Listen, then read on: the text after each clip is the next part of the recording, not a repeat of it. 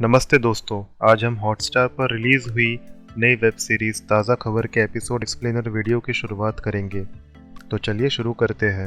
Episode 1 की शुरुआत होती है जहां एक आलीशान गाड़ी से इस वेब सीरीज का मेन कैरेक्टर वसंत तावड़े उतरता है। वो अपने चौल में घूमते हुए पैसे उड़ाता है और सरकारी पब्लिक टॉयलेट में जाता है। आलीशान कोट पैंट पहन के कौन सरकारी टॉयलेट में आया है ये सब देखते रहते हैं और अचानक वो खुद को देखता है उस कोट में और उसकी नींद खुल जाती है। वो सुबह सोते हुए ये सब सपने देख रहा होता है और वहाँ उसकी माँ को उसका बेवड़ा बाप सबके सामने मार रहा होता है। रीज़न होता है कि उसकी माँ जहाँ काम करने जाती है वहाँ से उसने 2000 रुपये चुरा लिए थे और वहाँ वो घर का मालिक खड़ा होता है। वो उसे कहती है कि ये पैसे उसकी सैलरी से काट लेना। उसकी माँ 2000 रुपये चुराती है क्योंकि दूसरे दिन उसके बेटे वसंत का बर्थडे होता है और वो उसको एक शर्ट लेके देना चाहती थी। वसंत उन सबको वहीं रुकने कहता है और भाग के टॉयलेट वापस आता है और वहाँ एक टॉयलेट रूम में जाके चाबी लेता है जो उसके डेस्क की होती है। वहाँ से 2000 रुपये लेके वो मालक को दे देता है।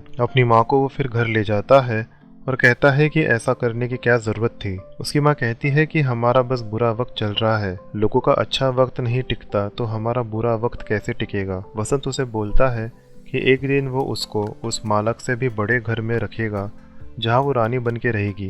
तभी उसका बेवड़ा बाप आ जाता है और वसंत उसको कुछ रुपए दे के कहता है कि माँ को तंग ना करे और वहाँ से चला जाता है। वो चाय पीने एक जगह रुकता है जहाँ कुछ लोग इंडिया के ऑफिसर को पाकिस्तान में पकड़े जाने की न्यूज़ पढ़ते हुए बात कर रहे होते हैं कि तब वसंत अपने फ़ोन पे न्यूज़ देखता है कि वही ऑफिसर को छोड़ दिया गया है। वो उन्हें कहता है कि न्यूज़पेपर पुरानी न्यूज़ देता है जो कल हो चुकी होती है, जबकि मोबाइल फ़ोन एकदम ताज़ा खबर देता है। उसके बाद वो अपनी रात की शिफ्ट ख़त्म करता है और चाइनीज़ लेने एक दुकान में जाता है जहां उसे महबूब भाई मिलते हैं जिनकी बेकरी होती है और पीटर मिलता है जो चाइनीज़ फूड की दुकान चलाता है। पीटर वसंत का सबसे करीबी दोस्त होता है। वसंत का कल बर्थडे होता है इसलिए वो चाइनीज़ फूड पार्सल करवाता है और वहाँ से वो एक कोठे में जाता है। उस कोठे को एक आपा चलाती है जो मनी लॉन्ड्रिंग का काम भी करती है, जिसमें वसंत भी मदद करता है। वो आपा को पैसे देता है जो आज उसे मिले थे और मधु से मिलने के लिए 10 मिनट का टाइम मांगता है। वो मधु के रूम में जाता है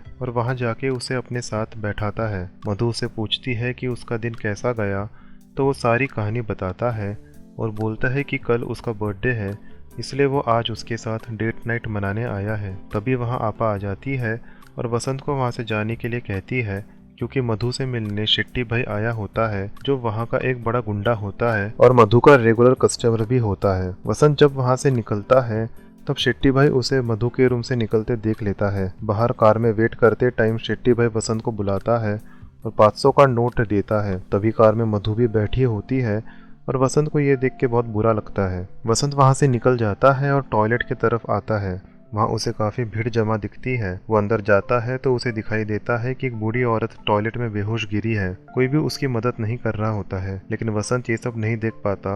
वो उसे वहाँ से उठा के बाहर ले आता है और पानी से उसके हाथ पैर को साफ करता है। बाद में उस औरत को वो एक पेड़ के नीचे बैठा देता है। औरत की हालत देख उसे दया आती है और उसके पास जितने भी पैसे होते हैं वो उसे दे देता है। वो कहती है कि उसने आज उसके लिए काफ़ी कुछ किया है, लेकिन वसंत ने इंसिस्ट किया तो वो पैसे रख लेती है और उसके बदले वो वसंत को अपने हाथ में पहना हुआ कंगन निकाल के देती है। वसंत कहता है कि वो इस कंगन का क्या करेगा, लेकिन फिर भी वो कंगन रख लेता है। तभी वो औरत उसे कहती है कि आज से गुलामी की जंजीर टूट चुकी है और वसंत को अब हर चीज़ वक्त के पहले मिल जाएगी। वसंत कंगन लेके आगे निकलता है और कंगन को देखते रहता है। उसका ध्यान नहीं होता है कि पीछे बैठी वो औरत गायब हो चुकी होती है। तभी वसंत के पीछे अचानक से 2 गुंडे आ जाते हैं। वसंत भागता है लेकिन वो दोनों उसे पकड़ के बहुत मारते हैं और आपा ने दिए हुए मनी लॉन्ड्रिंग के पैसों को लेके वहाँ से निकल रही होते हैं कि उसमें का एक गुंडा वो कंगन निकालता है और उसी कंगन को हाथ में लेते हुए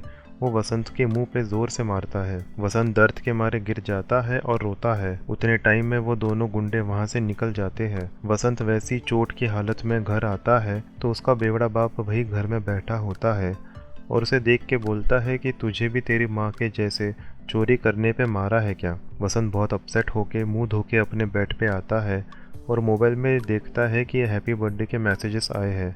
तभी उसे खबरदार एप्लीकेशन का अपडेट आया होता है जिसे वो ओके कर देता है।